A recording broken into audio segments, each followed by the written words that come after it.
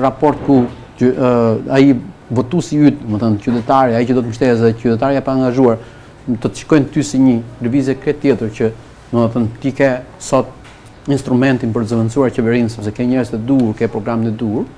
Unë mendoj se është vështirë të flasim që opozita po bën rrugën e duhur dhe nuk është vetëm Partia Demokratike. Shikojnë në ngërsh dhe partitë e reja, të cilët gabuan vjet në maj që nuk arritën dot të bëjnë një koalicion që mund të kishte një grup parlamentar sepse ende vijnë që të refuzojnë që të kenë një tryezë të përbashkët opozitare. Do të thotë që nuk lexojnë realitetin pra, domethënë do të thotë që nëse s'do të bëhesh me PD, bëhuni bashkë si partitë vogla, domethënë, por je detyruar në politikë të bashkëpunosh. Në politika ka artin e vetëm, ka kompromisin. Ti do bësh je interesuar që të ndryshosh ligjin, sepse me këtë ligj ti nuk garon dot, pra nuk merr pjesë sepse e ke me një round. Nëse do kesh me 2 round, do kesh kandidat që do konkurrojnë dhe do ballafaqohen dhe do shfaqin ambicet e tyre. Dhe sa rivalizues mund të jetë Partia Demokratike me gjithë këto tensione përçarje të brendshme, akuza që jo për herë të parë dalin në sipërfaqe dhe flasim për akuza ku zoti Berisha akuzon zoti Saliani si të lidhur me krimin, nga ana tjetër zoti Saliani e quan zotin Berisha një person që nuk pranon, pra një humbës që nuk pranon të largohet. Dhe partitë e tjera të vogla, të quajmë kështu opozitare, që nuk arrin që të bëhen bashkë kundrejt një mazhorance e cila vijon të qeverisë me 83 mandate, pavarësisht të gjithë problematikave. Daliana, politika është akt publik. Nëse akuzojmë dikë, duhet të jemi shumë të vëmendshëm që ndaj tij të nxjerrim fakte. Nuk kam parë deri më sot asnjë fakt të zyrtarëve të Partisë Demokratike ndaj zotit Saliniani për gjërat që i kanë thënë për bashkëpunimin me krimin apo për pjesë tjetër. Kemi një tërheqje disi të zotit Berisha, thotë njëri është përjashtuar në Durrës, jo të dy, në kohë që vendimi ishte për 2, domethënë ne kemi atë protestë që nuk ka marrë akoma përgjigje që ishte ke shkallët e Partisë Demokratike. Kemi disa zonja të tjera të cilët janë po. Dhe kjo për mua mund ta agravojë edhe me një çështje tjetër gjyqësore lidhur me statutin e mos zbatuar nga zoti Berisha. Pra kjo nuk ka luksin. Por unë mendoj që Partia Demokratike nuk po rrok dot situatën për të bërë një qasje krejt tjetër, domethënë duke marrë përgjegjësi vetë leadershipi për situatën që është dhe duke marrë një qasje tjetër sepse është dënuar Partia Demokratike të bashkëpunojë me çdo lloj partie tjetër ose të bind përmes ndërkombëtarëve mazhorancë që të ndryshojë ligji dhe të bëhet një ligj që të rikthehen koalicione.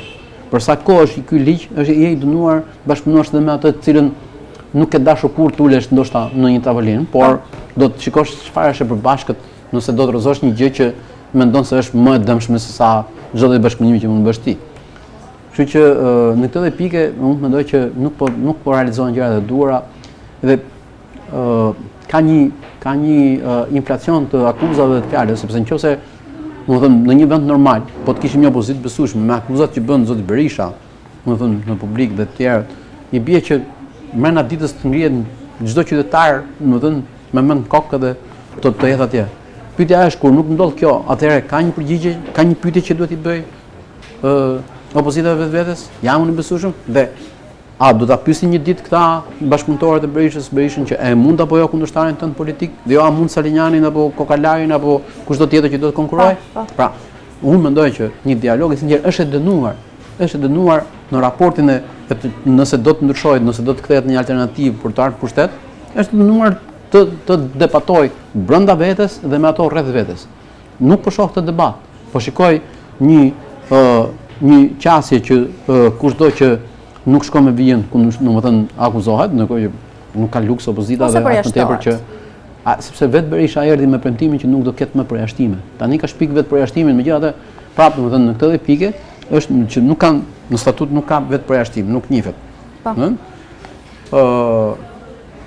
Unë mendoj që nuk ka luksin tjetër në këtë lloj qertë. Duhet ashtu që kanë shprehur edhe më parë edhe figura të tjera të Partisë Demokratike që në këtë moment që ndodhet nuk ka luksin për të përjashtuar. Është besueshmëria më do e para një herë, jo, edhe mund ndryshosh. Ç'është si do bëhesh e besueshme, sepse një forcë politike gjën e parë që ka është besueshmëria. Sa e besueshme je, njerëzit të bashkangjiten në momentin që ti bëhesh i besueshëm dhe bëhesh alternativë.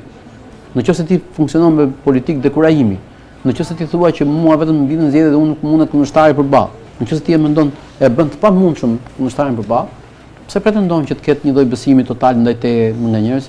E qartë, për të kaluar nga situata e opozitës brenda Partisë Demokratike tek situata e brendshme brenda Partisë Socialiste. Nëse në Partinë Demokratike këto tensione kanë dalë në sipërfaqe, kanë qenë evidente her pas here, në Partinë Socialiste janë shuar, le të themi, dhe kur ka pasur zëra për mendim më kundër. Tani dalin në sipërfaqe, kemi rastin e zonjës Piropali dhe nga anëtetet e zotit Braçi, i cili shpalli së fundmi dhe kandidaturën për kryetar bashkie për qytetin e Tiranës. Si lexoni këto tensione të brendshme në Partinë Socialiste? Janë krizë leadershipi apo tensione të zakonshme brenda një partie politike? Janë ego politike. Do më thënë, qartazi interesa personal për ju? Zonja Piropali ka shprehur zemrimin, por nuk është se kemi një qëndrim përfundimtar pse e kundërshtoi këtë gjë, apo pse nuk e votoi diçka, apo cili është qëndrimi. Presim, ajo që pritet në grup parlamentar nuk ndodhi. Në krahun tjetër, ajo që është serioze është kandidimi i zotit Braçi.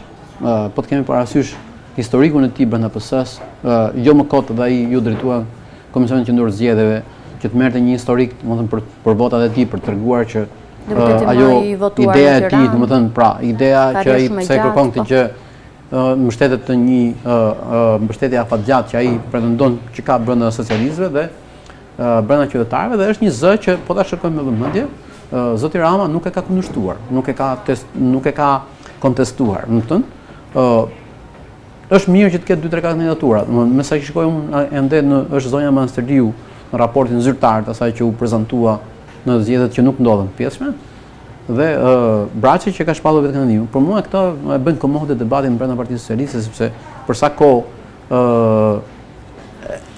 nuk e konsiderojnë kundërshtarin, ky debat i brendshëm ngjan si një luks, do të ishim, nëse do të kishim një përplasje të fortë mazhorancë opozit, atëherë mendoj që do ishte zgjidhur edhe shumë më shpejt ky. Ky është në vazhdon e po prap disi kritikave që ka ngritur her pas here zoti Braçi në kuvend për mënyrën se si funksionon administratat e ndryshme, tatimet, problematikat që ka ngritur her pas here në seanca plenare.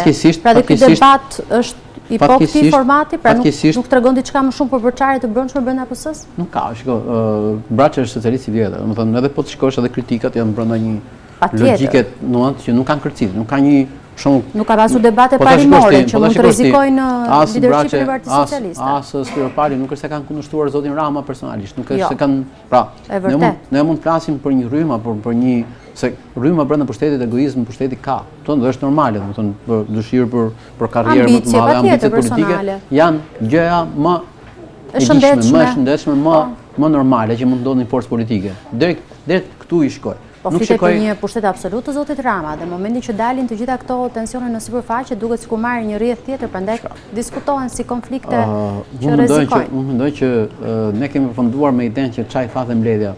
Po s'pati ide politike, këto janë gjëra cicmice që nuk na shërbejnë ne. Ne mund t'i rrisim. A ka pjesërisht të drejtë Rama kur thotë që mediat u morën vetëm me çfarë i thash kujt dhe jo me atë që u diskutua? Jo, domethënë nuk besoj as ata që e bën që patën debat, as zoti Rama nuk kanë drejtë, sepse zoti Rama, domethënë, gjithë kundërshtit që mund të ketë brenda Partisë Socialiste duhet i marrë edhe duhet ku t'i gjej që thonë që bën mirë, domethënë, ti nuk mund të thuash që sepse ka të bëjë me gjuhën, ka të bëjë me mënyrën se si i drejtohemi dikujt tjetër, ka të bëjë me respektin, nëse vlerësojmë ata të cilët kemi bashkëpunuar, do thotë që ne nuk mund të drejtohemi, domethënë, si fëmijë të vegjël të shkollës. Ju mendoni që do të ketë një garë për një kandidaturë për Tiranën mes Manastirliut dhe Braçës, apo